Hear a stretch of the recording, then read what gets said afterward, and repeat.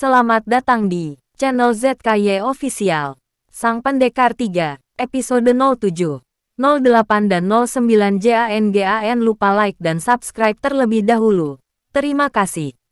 Episode 07, Persahabatan dengan Pusaka. Tetua, apakah aku boleh jalan-jalan di sekitar hutan ini?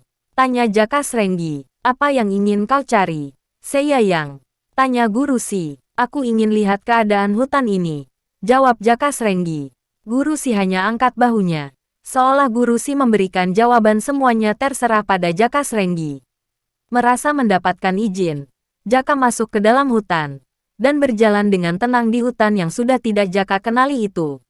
Udara di sini yang aku rindukan. Meskipun udara di dimensi sang penguasa lebih segar, tapi udara ini yang memang sangat aku rindukan, kata Jaka Srenggi sambil menarik napas panjang menghirup udara segar yang ada di sekitar hutan itu. Kuk, Jaka Srenggi melompat dan menjauh dari tempat istirahat yang berada di pinggiran hutan. Jaka mencari tempat yang lapang. Menemukan tempat yang dia butuhkan, Jaka istirahat sejenak. Dan setelah itu Jaka mencabut pedang api matahari. Jaka Srenggi melemparkan pedang api matahari ke udara. Dan saat itulah pedang itu mengeluarkan api yang begitu menyengat. Tidak ada gunanya kau keluarkan api itu untuk membakar diriku. Panas yang kau miliki itu tidak akan berpengaruh pada diriku. Wahai api matahari, kata Jaka Srenggi. Siapa kau anak manusia? Kenapa kau begitu berani membangunkan diriku? Bentak pedang api matahari. Sebaiknya kau tunjukkan wujud aslimu sebelum aku paksa, kata Jaka Srenggi. Pedang api matahari kembali mengeluarkan reaksi, yaitu mengeluarkan kembali api yang jauh lebih panas lagi. Api yang membara itu datang dan berusaha membakar tubuh Jaka Srenggi. Jaka mengeluarkan tenaga dalam inti api, dan itu mengalahkan api yang keluar dari pedang api matahari. Inti api, siapa kau? Teriak pedang api matahari. Kalau kita ingin bicara, tunjukkan wajah aslimu, teriak Jaka Srenggi dengan suara yang keras. Suara Jaka Srenggi bagaikan petir yang menggelegar, dan itu kagetkan pedang api matahari. Perlahan api di pedang itu memudar, dan dari pedang itu muncul satu sosok yang berupa bola api yang menyala. Apakah ini sosok aslimu? Tanya Jaka Srenggi. Bola api itu meledak, dan di hadapan Jaka Srenggi berdiri seorang pemuda yang memiliki mahkota di kepalanya. Siapa dirimu? Tanya Jaka Srenggi. Aku adalah Pangeran Matahari, jawab sosok yang keluar dari pedang api matahari. Pangeran Matahari, pantas saja kau mampu mengeluarkan hawa yang sangat panas, ucap Jaka Srenggi. Dan kau, siapa dirimu? Bagaimana kau mampu bertahan dari panas matahari yang aku miliki? Dan satu lagi, bagaimana kau memiliki inti api? Yang aku tahu hanya satu orang yang memiliki inti api di seluruh semesta ini. Tanya sosok yang mengaku Pangeran Matahari itu. Pertanyaan mana yang harus aku jawab lebih dahulu? Tanya Jaka Srenggi. Pangeran Matahari diam. Dia memang sangat penasaran pada sosok jati diri Jaka Srenggi, sehingga dia menanyakan banyak pertanyaan yang ada di benaknya. Intinya saja, bagaimana kau memiliki inti api? Tanya Pangeran Matahari. Sebelum aku menjawab, kau tadi mengatakan kalau yang kau tahu hanya satu orang di semesta ini yang memiliki inti api. Siapa dia? Tanya Jaka Srenggi. Menurut legenda, dia menguasai 7 elemen yang ada di dunia ini, dan dia memiliki kekuatan langsung dari dewa. Dia, manusia setengah dewa. Jaka Srenggi, jawab Pangeran Matahari. Kalau aku katakan aku Jaka Srenggi, apakah kau akan percaya? Tanya Jaka Srenggi. Hahaha, kau jangan bercanda. Jaka Srenggi hanyalah dongeng. Meskipun ada, mungkin sekarang dia sudah mati, kata Pangeran Matahari tertawa pada Jaka Srenggi. Jaka Srenggi berteriak keras dan keluarkan tenaga dalam yang sangat mengerikan. Kekuatan apa ini? Dia bukan manusia, desis Pangeran Matahari dan mundur karena kaget dengan pancaran energi yang Jaka Srenggi miliki. Tubuh api, Nas membara, tubuh petir, teriak Jaka Srenggi di hadapan Pangeran Matahari. Untuk pertama kalinya sejak ratusan tahun lamanya, Jaka Srenggi kembali mengeluarkan tubuh api membara yang digabungkan dengan tubuh petir. Hanya sebentar. Setelah itu Jaka menarik kekuatan yang dia miliki itu. Elemen tanah, gelombang tanah, Tanah langsung bergerak bagaikan ombak yang ada di lautan. Dan itu semakin kagetkan Pangeran Matahari. Elemen es. Hantaman es abadi. Saat Jaka keluarkan elemen es, hawa udara langsung turun dengan sangat drastisnya. Bahkan terlihat bulir-bulir es di sekitar Jaka dan Pangeran Matahari. Elemen angin. Hantaman topan. Blair. Satu persatu Jaka Srenggi menunjukkan semua elemen yang Jaka miliki. Dan itu membuat Pangeran Matahari gemetaran karena kini yang dia katakan hanya legenda berada tepat di depan matanya. Bagaimana Pangeran Matahari? Apa sekarang kau percaya? Tanya Jaka Srenggi. Pangeran Matahari menelan ludahnya. Kini dia tidak mungkin untuk tidak percaya dengan apa yang dikatakan oleh Jaka Srenggi.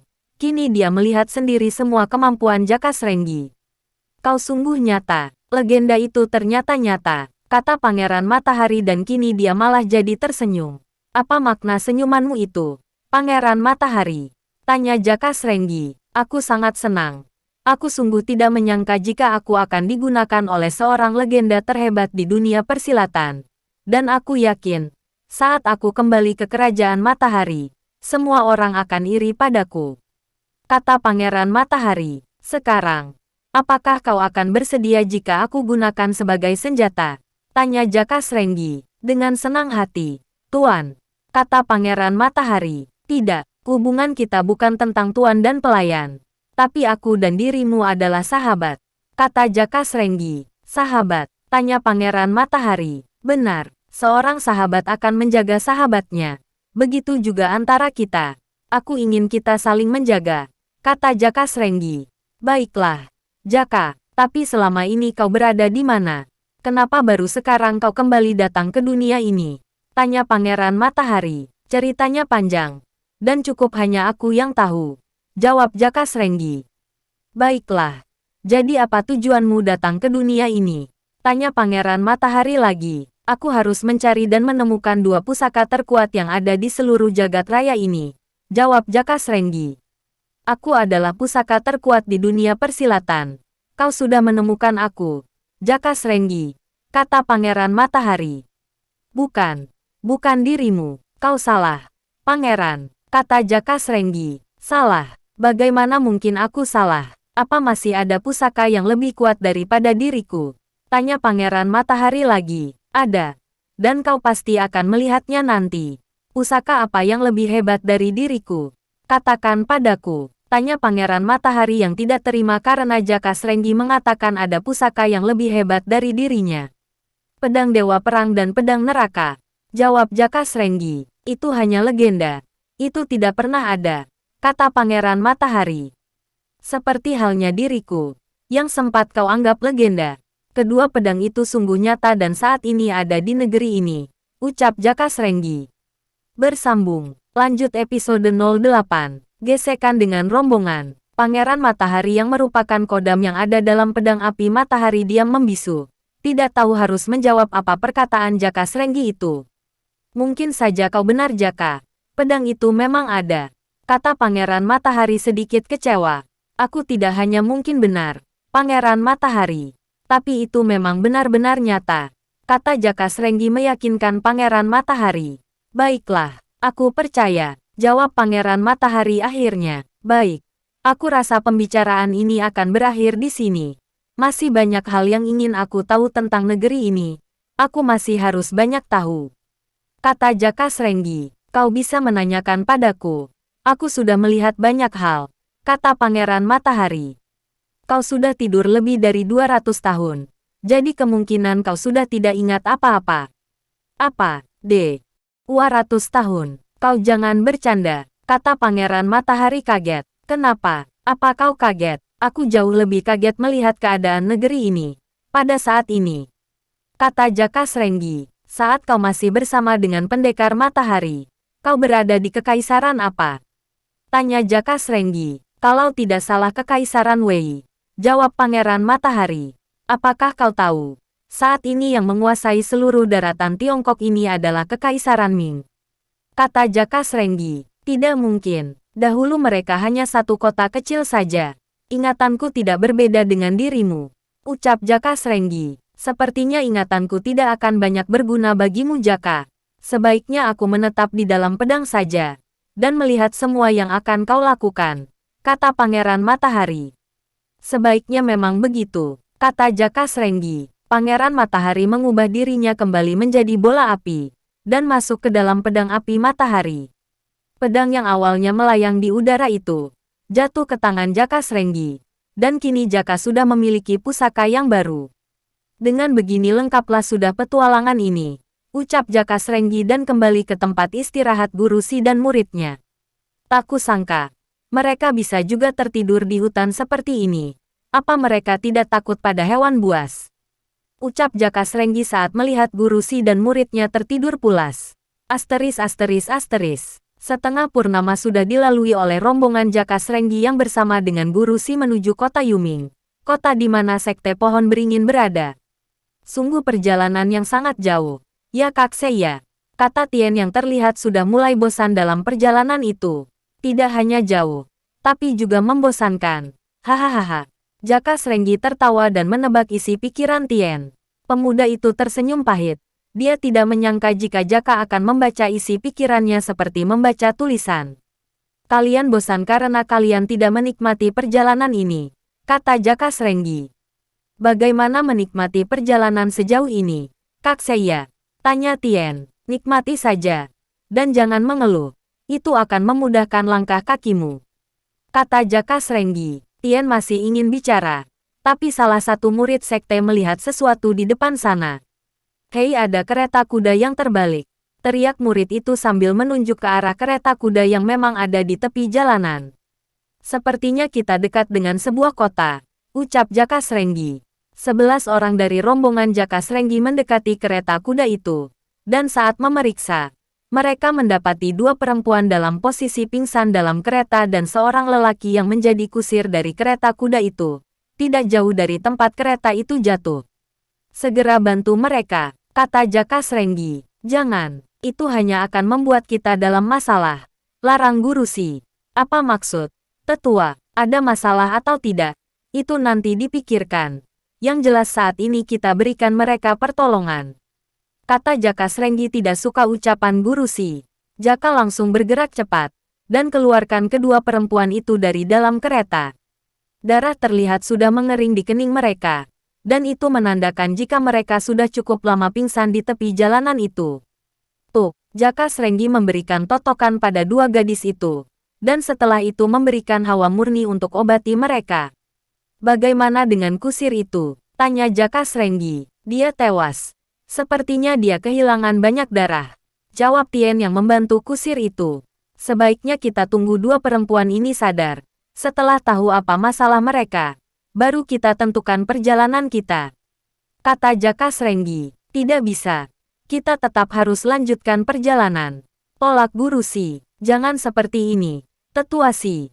Yang kita bantu ini manusia, bukan hewan, ucap Jaka Srenggi. Kau atau aku yang memimpin rombongan ini, bentak ketua si pada Jaka Srenggi. Jaka terdiam. Dia tidak ingin terjadi keributan antara dirinya dengan guru si. Aku tahu, kau yang memimpin kita, jawab Jaka Srenggi. Kalau begitu tinggalkan mereka, dan kita lanjutkan perjalanan, kata guru si. Tidak, kalau kalian ingin lanjutkan perjalanan, silahkan. Kalian duluan, aku akan menyusul kalian, kata Jaka Srenggi. Menyusul kami, apa kau pikir akan mampu? Tanya guru si sinis. Yang jelas aku tidak akan tinggalkan kedua perempuan ini, kata Jaka Srenggi. Baik, artinya kita berpisah di sini, kata guru si tetap dengan keras kepalanya. Tidak, seperti yang aku katakan tadi, aku akan menyusul kalian. Aku tetap akan jadi orang ke-10 dari kalian, ucap Jaka Srenggi. Terserah padamu. Meskipun kau tidak ikut, nanti di perjalanan kami pasti akan menemukan orang yang akan lengkapi kami, kata guru si. Hei kalian semua, segera jalan. Kita tinggalkan saja dia. Guru tidak ingin ada masalah yang datang pada kalian, kata guru si dan membawa semua muridnya meninggalkan Jaka Srenggi. Seiya Yang, kau tidak tahu siapa yang aku tolong itu. Sebaiknya berhati-hati, teriak guru si. Aku harus berhati-hati. Memang siapa kedua orang ini? Gumam Jaka Srenggi bingung. Jaka Srenggi menatap kepergian guru si dan muridnya. Jaka masih bingung apa yang membuat Guru Si memaksakan agar tidak membantu dua perempuan itu. Sungguh membingungkan. Tapi bagaimanapun juga, aku akan tetap menolong mereka, ucap Jaka Srenggi. Jaka Srenggi melihat dua perempuan yang masih belum sadarkan diri itu. Dan Jaka melihat jika keduanya adalah ibu dan putri. Aku yakin pasti Ketua Si tahu sesuatu tentang dua orang ini. Tapi apa? Gumam Jaka Srenggi. Sebaiknya aku tunggu mereka sadarkan diri. Jaka Srenggi menunggu hingga saat sadarnya dua perempuan itu. Dan Jaka langsung tersenyum saat satu dari dua perempuan itu sadarkan diri. Kau sudah sadar, Nona. Bagaimana keadaanmu? Tanya Jaka Srenggi. Perempuan yang sadar itu. Gadis muda yang memiliki paras cantik dengan kulit yang putih tanpa cacat sedikit pun. Matanya melotot pada Jaka Srenggi. Pandangan yang tidak bersahabat sedikit pun. Dan itu mengagetkan Jaka Srenggi. Di mana lagi yang sakit? Nona. Tanya Jaka Srenggi. Siapa kau pengemis? Apa hakmu bicara padaku? Bentak gadis yang baru sadarkan diri itu. Bersambung. Lanjut episode 09. Keluarga pejabat. Tangan Jaka mencoba menyentuh bagian tubuh gadis yang menurutnya sakit. Plak, satu tamparan datang ke tangan Jaka Srenggi. Hal yang sangat tidak disangka oleh Jaka Srenggi. Hei, apa yang kau lakukan? Ucap Jaka Srenggi. Jaka menoleh ke arah gadis itu. Dan yang Jaka yang dapatkan adalah tatapan mata yang begitu menakutkan. Tatapan gadis yang marah. Apa hakmu menyentuh diriku? Pengemis. Pergi kau dari sini. Bentak gadis itu. Jaka semakin kaget. Saat mendengar bentakan gadis itu. Tidak menyangka dia akan mendapatkan perlakuan seperti itu. Aku hanya ingin membantu dirimu, Nona. Ucap Jaka Srenggi. Aku tidak butuh bantuan dari pengemis busuk seperti dirimu. Menjauh dariku. Bau tubuhmu membuat aku tidak tahan. Aku mau muntah. Bentak gadis itu lagi. Jaka Srenggi semakin terhenyak tidak percaya. Semakin tidak percaya karena niat baiknya tidak dihargai. Dengan gerakan memaksa tubuhnya, gadis itu menjauh dari Jaka Srenggi yang masih tak mengerti dengan pemikiran gadis itu. Perempuan yang di samping gadis itu juga sadarkan diri. Dan dia juga kaget saat melihat Jaka Srenggi ada di dekat mereka berdua. Au, ada penjahat, teriak perempuan itu. Ada apa denganmu? Nyai, aku bukan penjahat. Aku yang sudah membantu kalian berdua. Kata Jaka Srenggi. Tidak, aku tidak percaya. Kau pasti ingin berbuat yang tidak baik pada kami berdua. Kata perempuan parubaya itu. Ibu, dia juga tadi ingin menyentuh tubuh mulus Lingling. Kata gadis itu. Apa? Perempuan parubaya itu berusaha untuk berdiri. Dan dengan tubuh yang sempoyongan dia berjalan ke arah Jaka Srenggi. Plak, tangan perempuan itu menamparkan wajah Jaka Srenggi. Tamparan yang tidak keras di wajah Jaka. Tapi sangat mengena di hati Jaka Srenggi. Kalian berdua manusia yang tidak tahu diri. Bentak Jaka Srenggi. Kami tidak tahu diri. Kau yang tidak tahu diri.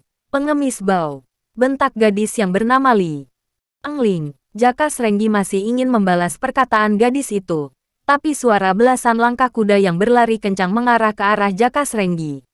Nona Lingling, Nyai dan Ling. Teriak salah satu penunggang kuda itu saat melihat keberadaan dua perempuan itu. Kuk, seriat, tanpa peduli siapa Jaka Srenggi. Salah satu penunggang melompat dari kudanya sekalian dia mencabut pedang yang ada di pinggangnya. Menjauh dari Nona Ling dan Nyai dan Ling, kata orang itu sambil menodongkan pedangnya tepat di depan leher Jaka Srenggi. Ada apa dengan kalian? Aku yang sudah membantu majikan kalian. Tapi kalian malah mengancam diriku. Kata Jaka tetap tidak percaya dengan semua itu. Sudahlah, tidak usah banyak alasan. Kau pasti hanya ingin mencuri benda berharga sehingga kau membantu. Kata orang itu, Panglima Jun. Dia juga tadi hampir menyentuh tubuhku. Kata Nona Ling terlihat tidak suka. Apa, kau menyentuh tubuh Nona Ling? Bentak pria yang dipanggil Panglima Jun itu. Prajurit, ikat dan tangkap dia lalu bawa dia ke istana Kadipaten. Teriak Panglima Jun memberikan perintah. Tidak usah menangkap. Aku akan ikut dengan kalian. Aku juga tidak mau aku yang berniat menolong malah kalian tuduh yang bukan-bukan. Kata Jaka Srenggi. Bagus. Kalau begitu. Jalan. Kata Panglima Jun. Rombongan prajurit yang baru datang itu juga membawa sebuah kereta kuda yang kini membawa Putri Lingling dan Nyai dan Ling. Dengan langkah kaki yang cukup cepat, Jaka Srenggi berjalan di bawah pengawasan prajurit berkuda. Aku semakin penasaran dengan semua ini. Sungguh di luar dugaan. Gumam Jaka Srenggi dalam hatinya. Jaka Srenggi bisa saja pergi dengan mudahnya, tanpa harus ikut dengan prajurit-prajurit berkuda itu. Tapi, rasa penasaran dengan apa saja yang sudah terjadi di negeri Tiongkok membuat Jaka akhirnya memilih untuk ikut. Dan ternyata jarak dengan kota tidaklah terlalu jauh. Jaka dan rombongan berkuda itu memasuki sebuah kota yang memiliki tembok yang sangat tinggi. Kota itu tidak ubahnya bagaikan markas yang besar. Masukkan dia ke dalam penjara. Dan mari kita laporkan semua ini pada pejabat Baihan, kata Panglima Jun. Jaka Srenggi ikut dengan seorang prajurit dan berjalan bersama dengan prajurit ini. Apakah di kota ini salah membantu orang lain? Prajurit, tanya Jaka Srenggi. Prajurit itu tertunduk. Dia tidak berani menjawab pertanyaan Jaka Srenggi. Kenapa kau diam? Apa kau tidak bisa bicara? Tanya Jaka Srenggi lagi. Prajurit itu malah mempercepat langkah kakinya, seolah tidak ingin bicara dengan Jaka Srenggi. Sebuah sel penjara yang cukup luas berada di depan Jaka Srenggi. Masuklah, dan kau bebas mau memilih di mana kau akan istirahat, kata prajurit itu dan mendorong tubuh Jaka, sekalian menutup sel yang luas itu. Jaka Srenggi berdiri, tepat di hadapan pintu sel itu. Dia tertegun. Jaka tidak menyangka jika petualangan pertama setelah kembali ke dunia akan dimulai dari penjara itu. Hei, sepertinya ada orang baru, kata seseorang yang berada dalam penjara itu dan mendekati Jaka Srenggi. Jaka menoleh, dan Jaka melihat seorang lelaki gempal dengan tatapan mata kosong datang ke arahnya. Hei penjahat, apa yang aku perbuat? Mencuri, membunuh, atau mungkin memperkosa? Tanya lelaki gempal itu. Aku tidak melakukan kesalahan apapun. Kalau kau tidak melakukan kesalahan, bagaimana mungkin kau berada dalam penjara ini? Ejek lelaki gempal itu. Aku hanya menolong Putri Lingling dan Nyai Danling, jawab Jaka Srenggi. Dan kau sentuh tubuh mereka. Benar, kata Jaka. Sebuah kesalahan yang besar. Kemungkinan besar kau akan lumpuh, ucap lelaki gempal itu dan memilih menjauh dari Jaka Srenggi. Lumpuh? Apa maksudnya lumpuh? Gumam Jaka Srenggi bingung. Jaka Srenggi memilih untuk mencari tempat yang kosong dan istirahat sambil menutup matanya. Sungguh aneh, sangat aneh. Ini hal yang di luar dugaan, kata Jaka bicara sendiri. Tahanan yang jumlahnya cukup banyak, tidak ada lagi yang berani mendekati Jaka Srenggi saat mereka tahu kalau Jaka ditangkap karena menyentuh tubuh Putri Lingling dan Nyai Danling. Kembali sesuatu yang mengherankan bagi Jaka Srenggi. Hanya sebentar saja Jaka Srenggi istirahat, dan Jaka sudah kembali dipanggil oleh prajurit. Kau kemari, kau akan disidang atas kesalahan yang sudah kau lakukan, kata prajurit kota itu. Jaka tidak menolak. Jaka memang ingin segera keluar dari kota itu, dan sidang itu adalah penentuan bagi dirinya. Jaka dibawa ke sebuah ruangan yang tidak terlalu luas, dan hanya ada 5 manusia di sana. 2 orang adalah perempuan yang telah Jaka Srenggi bantu, serta Panglima Jun. 2 orang lagi tidak Jaka Srenggi kenali. Apakah ini sungguh persidangan? Tanya Jaka Srenggi dalam hatinya. Silahkan duduk, tahanan, kata lelaki yang duduk di kursi tengah dengan meja di depannya. Apa ini sebuah persidangan? Siapa yang akan membelaku? Tanya Jaka Srenggi. Bersambung. Jangan lupa like dan subscribe agar mendapatkan notifikasi video selanjutnya, yang pasti lebih seru. Terima kasih.